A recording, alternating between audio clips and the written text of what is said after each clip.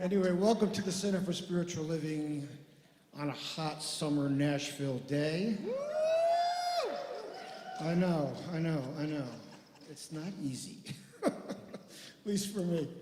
Well, welcome. Let's, along with Jimmy and I today, please put your hands together for the uber-talented Lisa Firestone.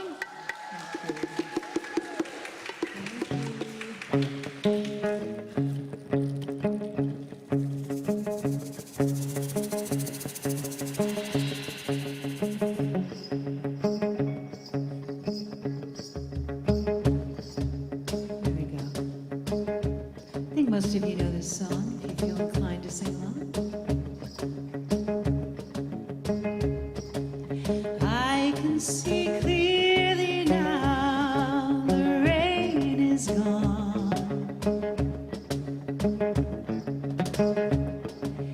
I can see all the obstacles in my way.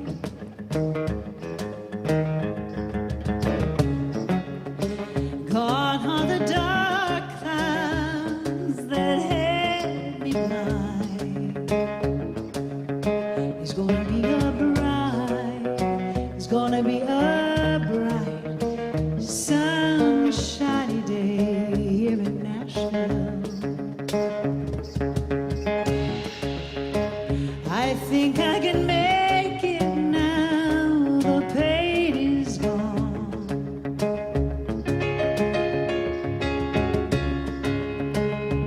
All of the bad feelings have disappeared.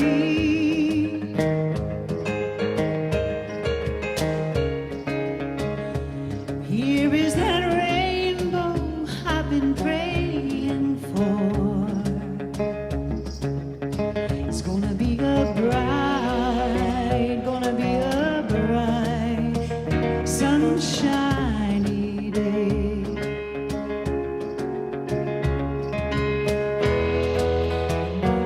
Look all around, there's nothing but blue sky.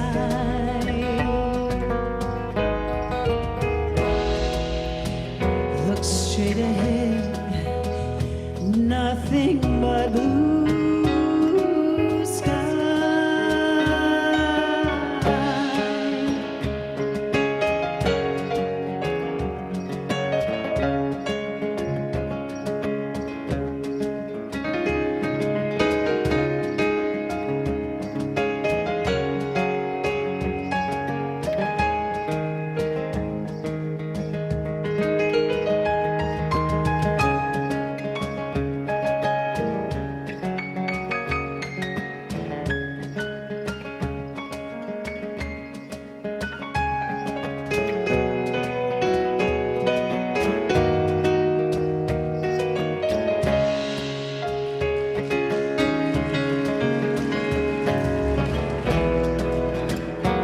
Look all around, there's nothing but blue skies.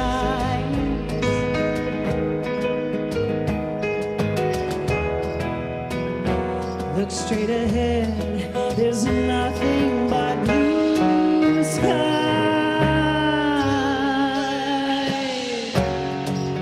I can see clearly now, the rain is gone.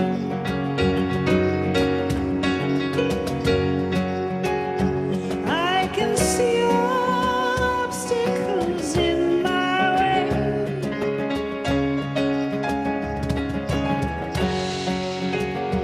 Here is that rainbow I've been praying for. It's gonna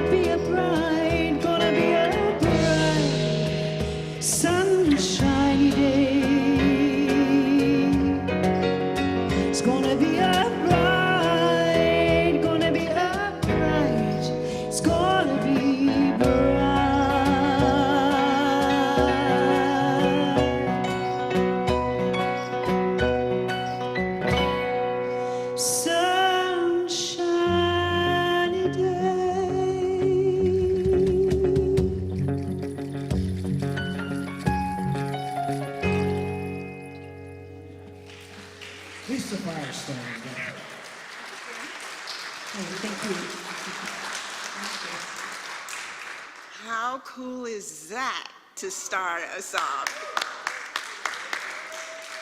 Good afternoon. I am Gwendolyn Smith, your practitioner host for today, and it is a pleasure to welcome you to our Sunday afternoon at the Center for Spiritual Living of Nashville, Tennessee. I also would like to welcome those that are watching online. Our speaker today is Reverend Cath DePalma, Finding the Courage. Finding the courage in difficult waters. We are also happy to have as our guest artist, the amazing Lisa Firestone. So, who is CSLN? We are an open and inclusive New Thought spiritual community that is the spiritual home to people of all backgrounds and lifestyles. We believe that whether it is called God, Spirit, or the universe, there are many paths as people explore their own spiritual journey. Wherever you are and wherever you find yourself on that journey, you are always welcome here. Let's begin our service.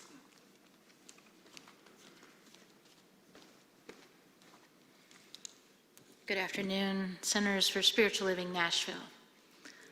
Good afternoon. I'm Tanya Miller-Heyer. I'm a practitioner here and also a CSL ministerial student with the Denver campus. I invite you to join me with our reading today. Our topic is Finding Courage in Difficult Waters. From Living the Science of Mind, Ernest Holmes. He says, "The way to get rid of fear is through the cultivation of faith. A faith founded on the thought that God is all there is. If we learn to see God in people, in circumstances and situations, we shall find God. Seek and ye shall find. When we turn in complete confidence with a simple childlike trust and faith to life itself, it will always respond to us." Let us pray and treat.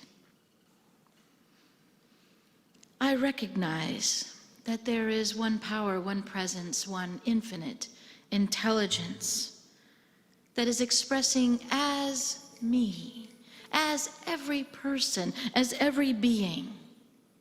And this presence is pure peace, unshakable strength, and boundless love. It is both the calm beneath the waves and the rhythm within the tides.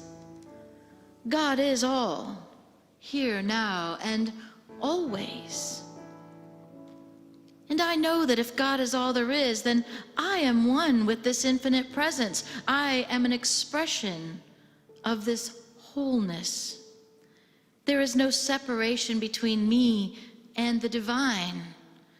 The same spirit that moves the oceans breathes through me, guiding my every step.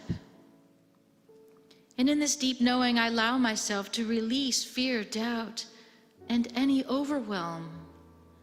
I trust the divine current within me to carry me with grace. I am anchored in peace. I am surrounded by love. I am sustained by the wisdom of the universe.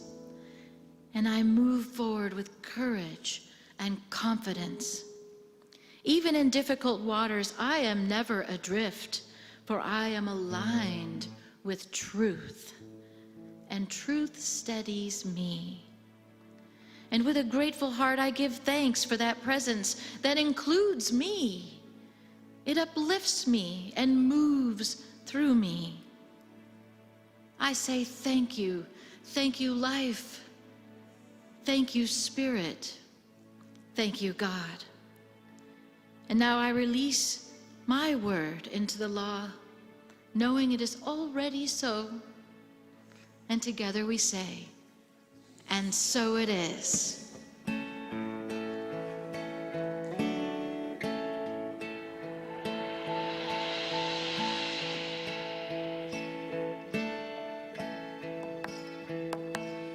Get ready, my soul. I'm diving in. Get ready, my soul. I'm diving in to the deepest kind of life, to the sweetest kind of love. Get ready, get ready, my soul.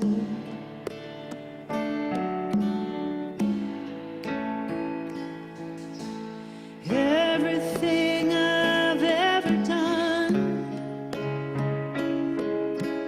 everything I've ever seen, everything I've lost or won,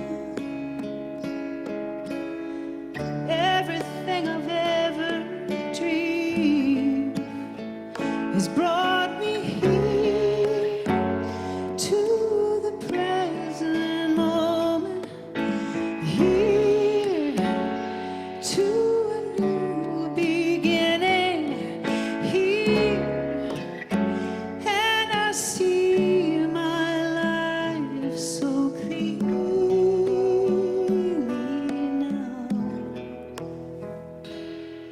Get ready, my soul.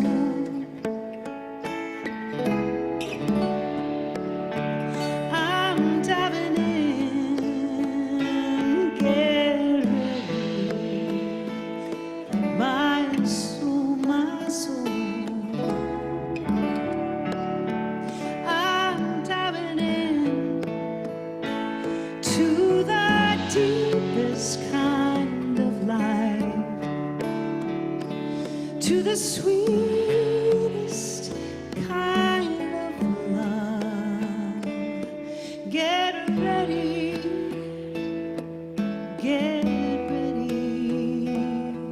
my soul. And here I come,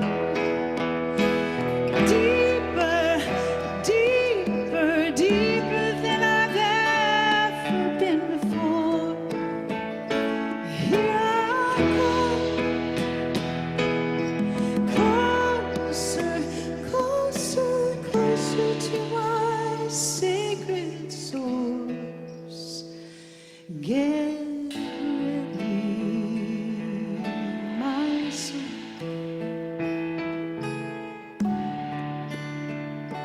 I'm diving in. Get ready, my soul.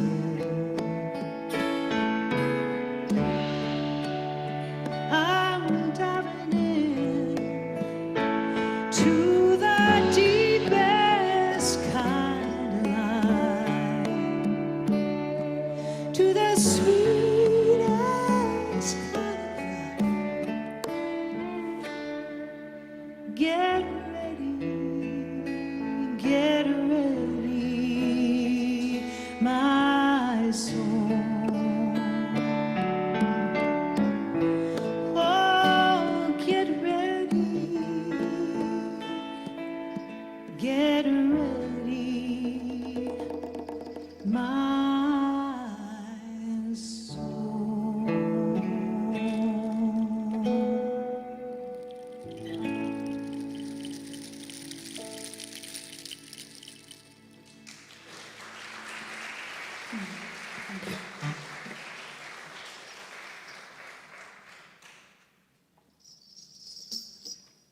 Good afternoon, beloveds. How is everyone? Having a good summer? Congratulations on your new spiritual home. Wow, exciting. Yay. That's very exciting. Well, this month, as you might know, the theme is Rolling in the Deep, and that was a beautiful song by Lisa. And I was afraid to use the suggested talk title because I was afraid that no one would show up. And it's Shark Week.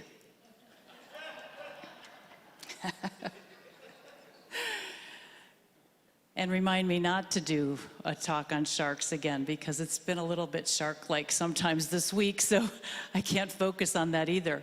But anyone ever feel like you're swimming in shark-infested waters?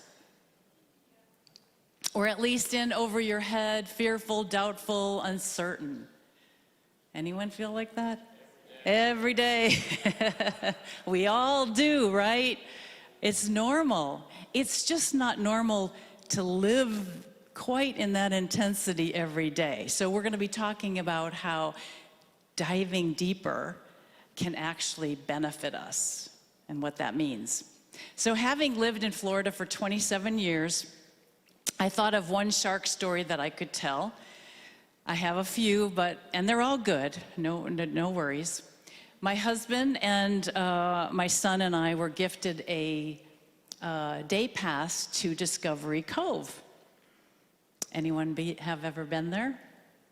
Well, it's one of the Disney parks, and it's just kind of a fun place to go. Anyway, we were all set and excited. We showed up, and the first event was snorkeling. And it looked like a large body of water, maybe just a large pond, until you put your snorkel on and went under.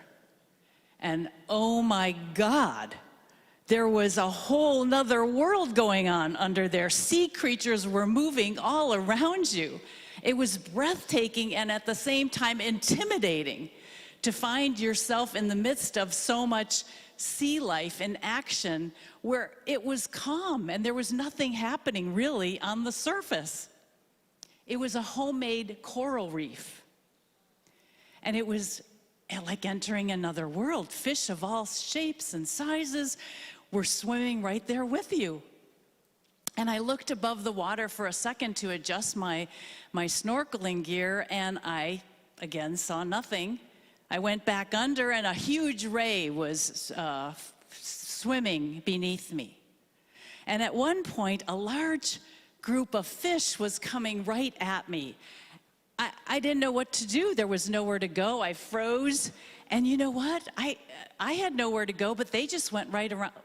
They just went right around me. They just thought I was a big fish, which I was. As far as they were concerned, I was a big fish too. So as we went further on, we could see all these sharks laying at the bottom, resting at the bottom. Powerful creatures. Oh my gosh, you could just feel their presence. And I was relieved quickly to see that there was a glass separating us. Thank God. And next, because we didn't really prepare our son at all, because we weren't prepared. Our son, who was about 10 or 11 at the time, he went ahead of us. So he got to see everything. Well, all of a sudden I see him really moving quickly ahead to get out of the water, and I couldn't figure out what was going on. And, he was always quite adventuresome, and I thought, wow, you're missing all this. What's going on? Well, it turns out he didn't see the glass. He didn't see the glass. Poor kid. We couldn't even convince him to go back once we said there was the glass. He was done. He had enough. I can't blame him. He was very brave for doing what he did, not knowing there was glass. So John and I went back in, my husband for a second time, and he led me to the opening of this sunken ship. And I thought he was going to take me through it. I was not, he was ahead of me, so he seemed to know what he was doing. And all of a sudden, he's pointing out to me these 5 or 6 barracuda that are, gathered on another side of the glass in the sunken ship, looking curiously or hungrily at us. I don't know. The illusion was quite impressive. I mean, to see that, it's a good thing Joseph didn't see that. Anyway, all right below the surface, all of this was not available to the naked eye. And the highlight of our day was to swim with a dolphin. So we got to swim with CJ the dolphin, and by swim, I mean you actually hang on to a fin and he takes you for a ride. And it was a thrill. We know how to have fun in my family. Now you might be thinking, where the heck is she going with all of this? I'm never going to actually swim with the sharks and barracudas. And you're probably not. And I probably am not going to do it again either, I would think. But aren't there some situations and encounters that make you feel like you are? They're quite uncomfortable. In fact, downright terrifying. We may have been extremely hurt by some person or some situation that we never care to see again. And just thinking about them or what happened can make us feel unsafe and afraid for our lives.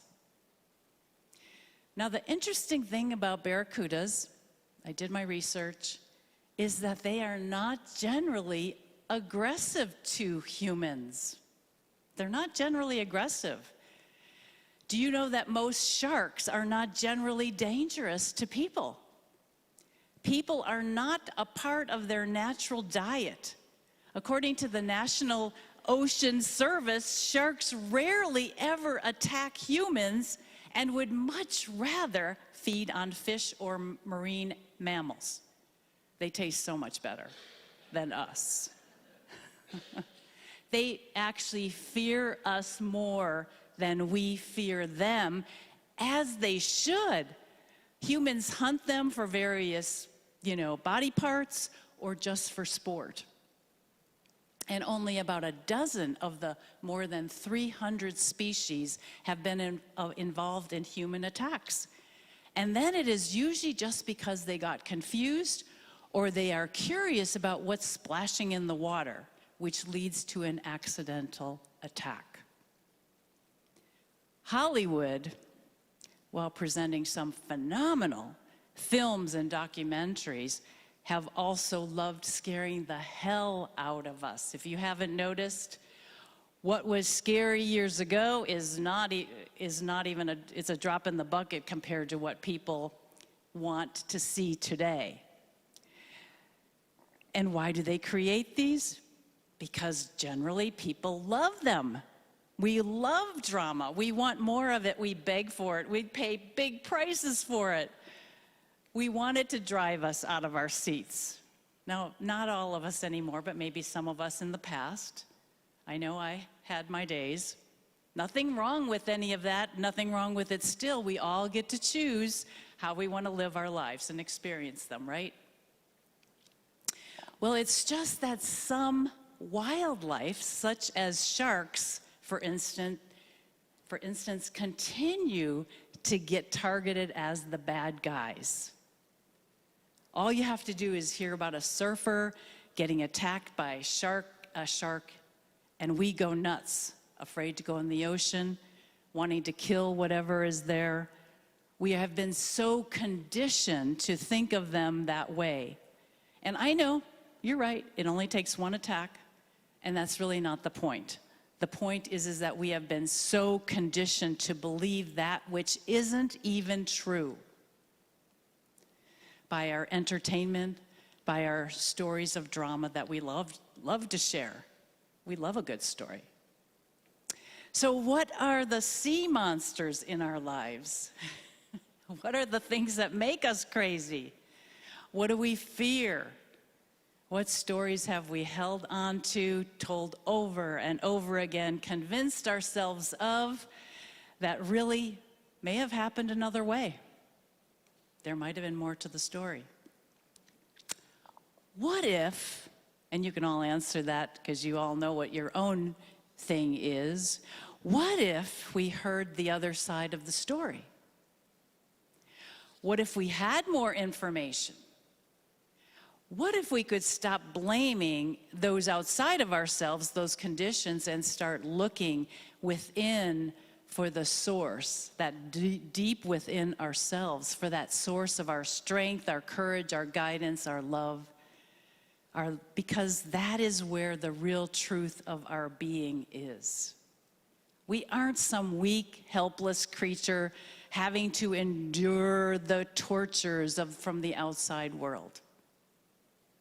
What are we really made out of? Who are we?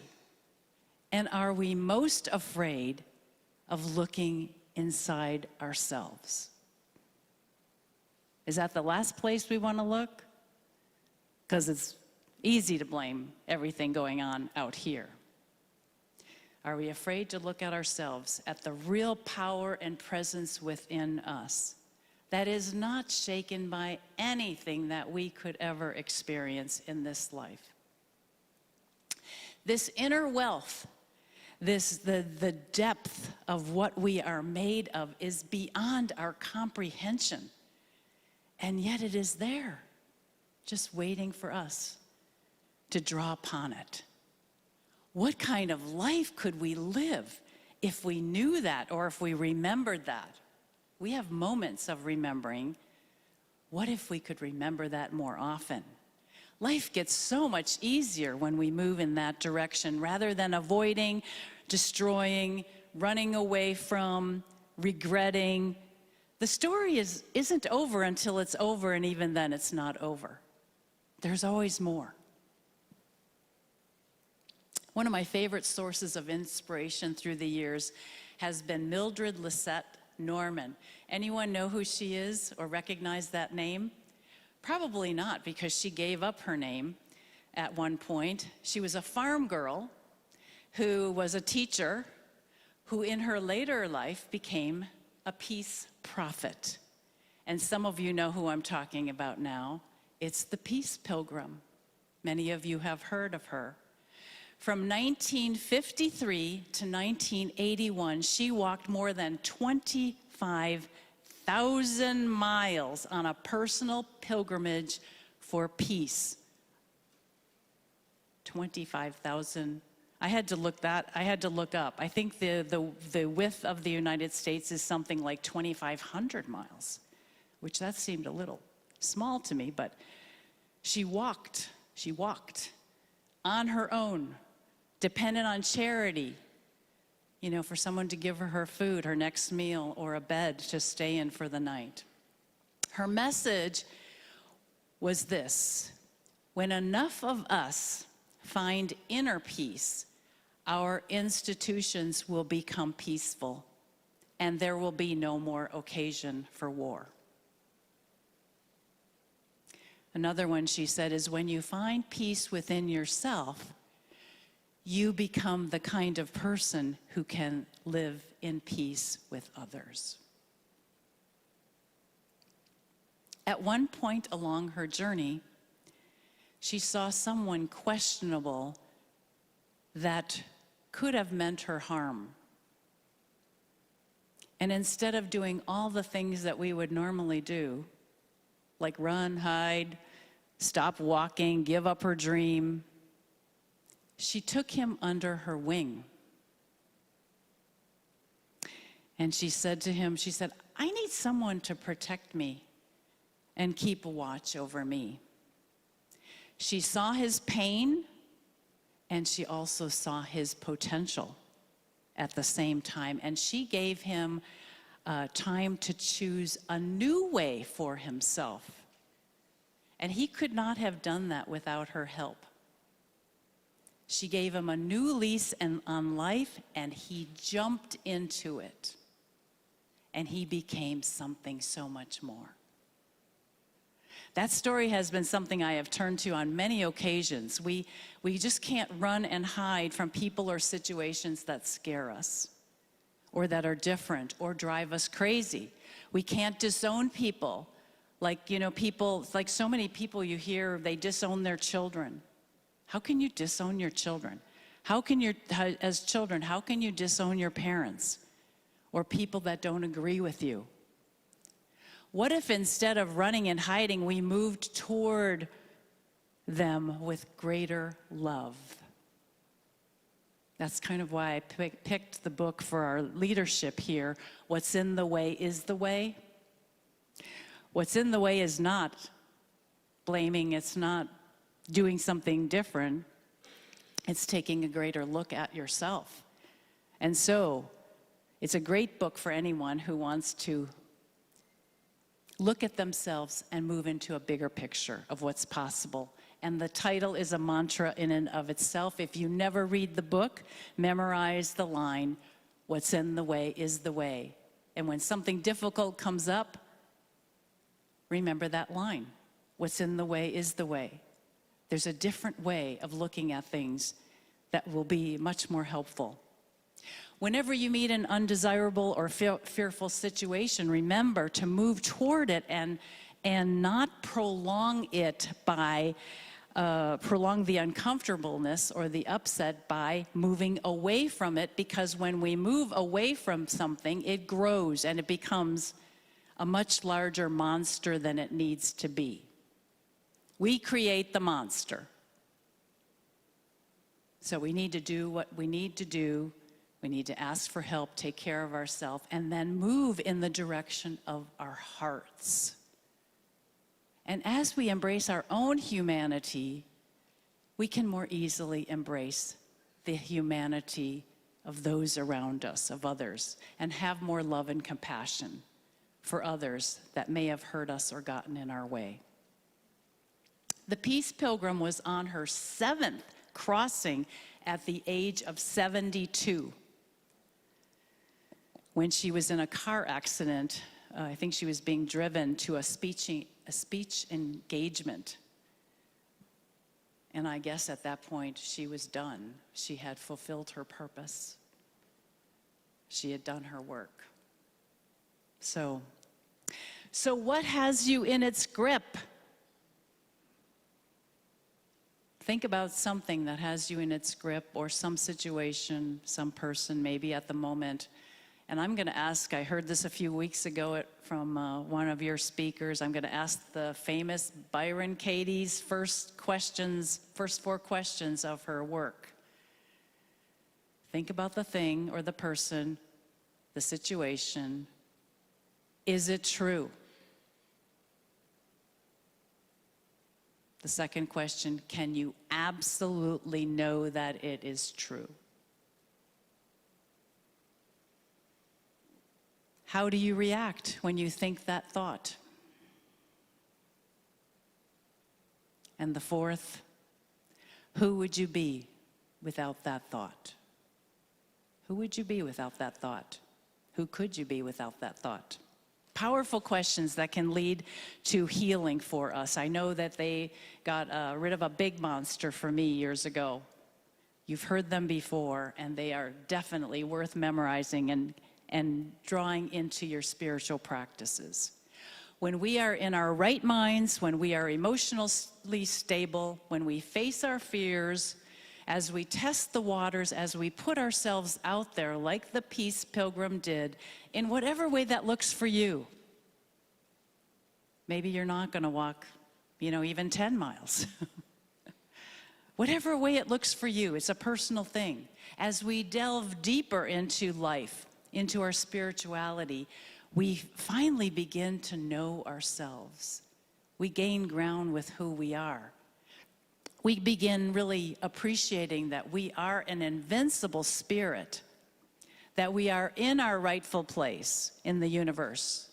We have a right to be here, and we feel more comfortable in the situations that come before us so that we can take some courageous steps and do things in a different way than we might have done them before. I know when I was asked to come here 11 months ago to work with this community, I really wasn't so sure. I knew things, I heard things, I knew I was going to have to beef up my game. Double down on my spiritual practices.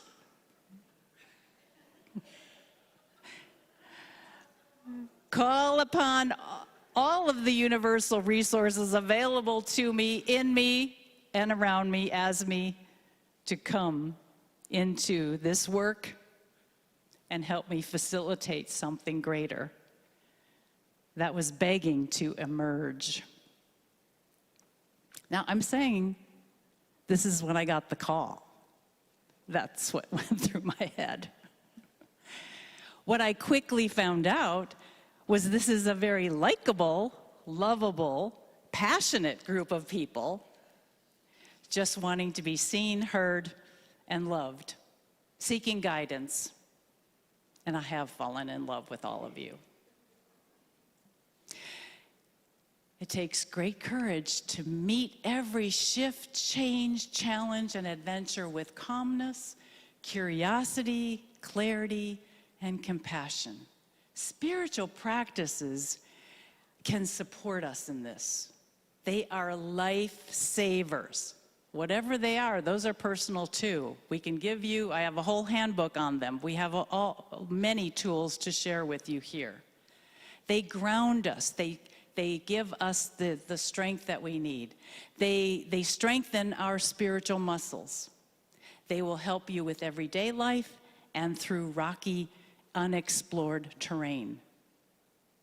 This is a spiritual home and a teaching that can help you do that. It supports us all in becoming more of ourselves. Albert Einstein wrote, "The most important decision we make is whether we believe we live in a friendly universe or a hostile one. You pick, you get the reality of whatever you pick." From science, we know that the first single-celled organisms responsible for us being here today on the planet, this day, date back to 3.7 billion years ago. 3.7 billion years ago, first single-celled organism responsible for us being here today.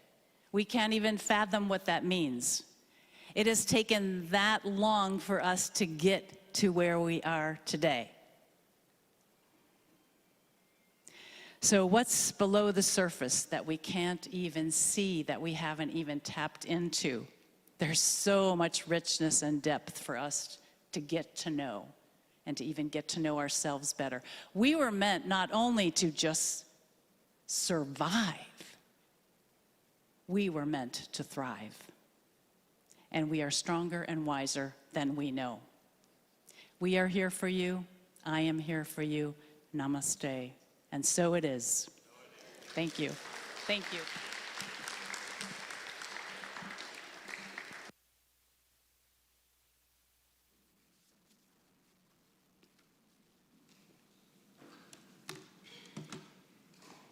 Thank you, Reverend Cath DePalma. That was a great decision to make in coming to our rescue. Now it's time to give back to that which serves us. If something has touched you today, there are many ways you can share the love with us, and we're grateful for your offering. I would like to have our ushers to please come forward. And thank you, Gary Hoffman, who's been here for over 20 to 30 years. And thank you, Jacqueline Carrillo, who came to us with a dynamic workshop, psychopictography. They have always contributed and added to our wonderful organization. Please, in addition To be the baskets being passed, we also have a few other ways we can accept your gifts. You can use a credit card in our bookstore or by going online on our website. And for our online viewers, please make a contribution using the link in the description below. Now, join with me. Please say with me, divine love as me blesses and multiplies all that I have, all that I give, and all that I receive. And so it is. Thank you for your loving gifts. We're going to do something kind of fun and different for those John Denver fans out there. One of the fun things about playing with professionals is you get to change things up a little bit. So here's a little Latin version of John Denver. Perhaps love is like a resting place, a shelter from the storm. It exists to give you comfort. It is there to keep you warm. And in those times of trouble, when you are most alone, the memory of love will bring you home.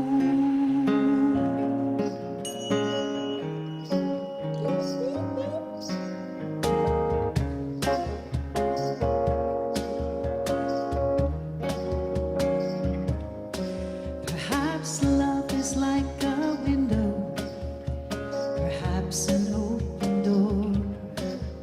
It invites you to come closer. It wants to show you more.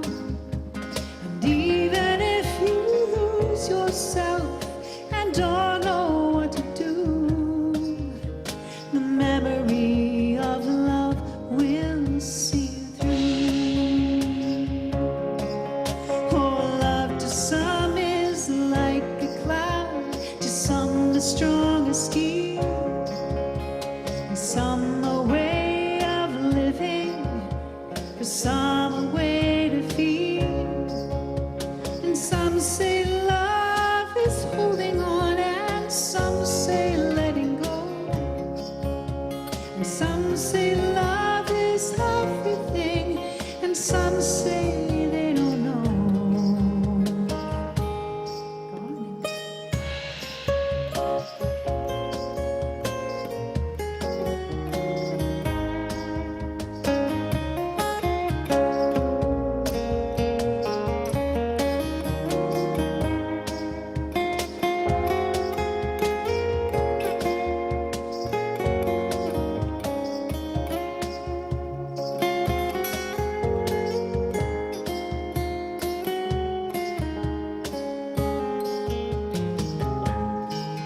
Oh, love to some is like a cloud, for some is strong as steel, for some a way of living, for some a way to feel.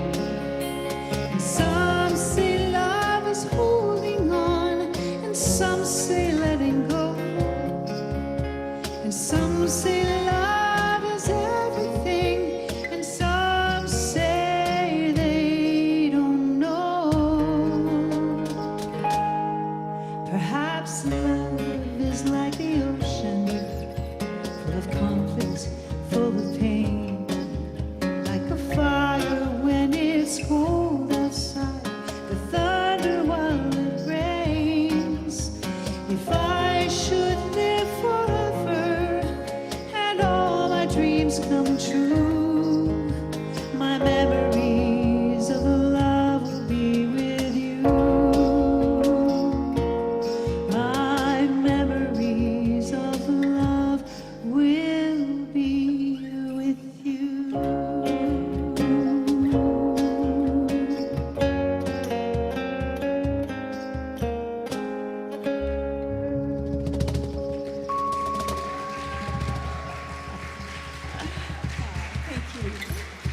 Thank you, Larry. It is with deep appreciation I thank our speaker today, Reverend Cath DePalma, finding courage in difficult water, my sister practitioner, Tanya Miller Heyer, and our greatest artist, our sacred singer, Lisa Firestone. And we'd like to thank our band, Larry Faragalli and Jimmy Lopez on percussion. We'd like to thank our greeters, Jacqueline Carrillo and Gary Hoffman, and our AV team. Dale Rogers, my brother practitioner, who's been with us for over 20 years. Ray Dryson, who served for over 30 years. And our divine members and friends present today, online and here. Now, for some announcements. Join us today after service for a workshop for an empowering workshop by Reverend Cath DePalma. We can do this thing abundance. And if you're ready for a greater prosperity, you mustn't miss it. We invite you to join us after service on a dialogue about the upcoming move. Opportunity to ask questions, share thoughts, look forward to your presence and your participation. Join Lama Dickens for a transformable experience in a workshop starting Tuesday, July 22nd, giving us practical tools for letting go and setting boundaries for your life. Mark your calendars for our next coffee house. Sign-ups begin at 6 p.m. Come early and come and enjoy the fun. Now, you can look in the newsletter or on the website for further registrations and instructions and Zoom links.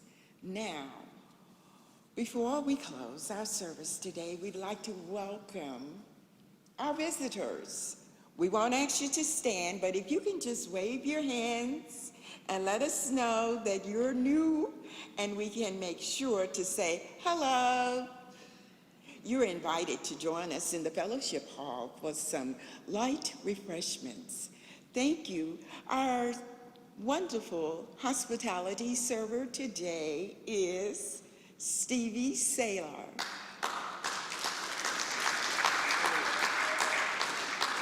And if you're watching online, please subscribe and give us a thumbs up. Now, I would like to ask our practitioners and speakers to come up front. And if there is something you're dealing with, or there's something you want to attract in your life related to health, or some relationships, career, money, please don't leave today without asking one of these practitioners to pray for you as soon as the service is over. Or fill out a prayer request form and put it in the secure box on the table in the lobby. And if you're watching online, please go to our website under practitioners and contact one of us directly. Now, please join with me in an Ernest Holmes final prayer. Such is the power of right thinking. We can say it together. That it is cancels and erases everything unlike itself. It answers every question, solves all problems, is the solution to every difficulty. It is like the sunlight of eternal truth, bursting through the clouds of obscurity and bathing all alike in a celestial glory.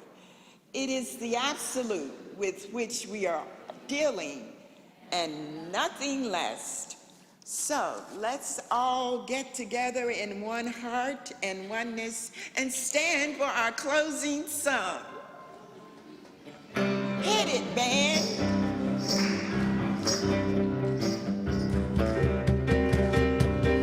Think of your fellow man, give him a helping hand, put a little love in your heart.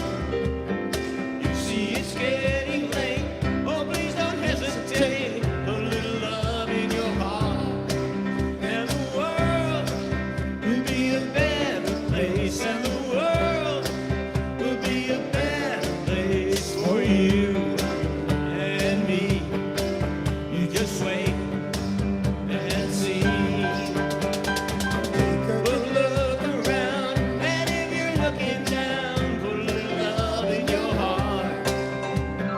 I hope when you decide, kindness will be your guide. Put a little love in your heart, and the world will be a better place, and the world will be a better place for you and me. You just wait and see. Put a little love in your heart. Put a little love in your heart. Put a little love in your heart. Put a little love in your heart. Come on. Put a little love in your think of your fellow man. Put a little love in your give him a helping hand. Put a little love in your heart. Put a little love in your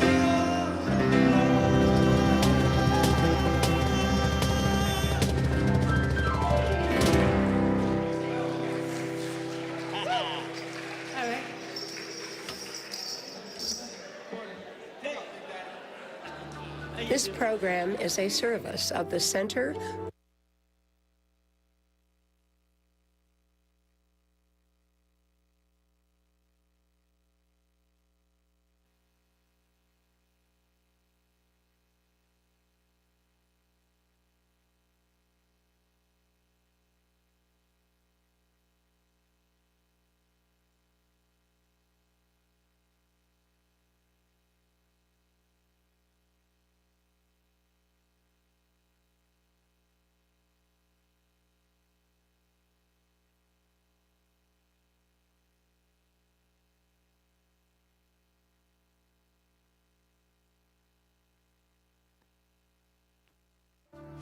This program is a service of the Center for Spiritual Living Nashville. May your life be filled with joy and prosperity in every way. Learn more about our programs or contact one of our practitioners at our website, cslnashville.org. You may also want to follow us on Facebook at CSLNASH. You can make a big difference with your financial gift at loveCSLN.com. Please share the link to this program with a friend and join us again next Sunday. Have a wonderful week.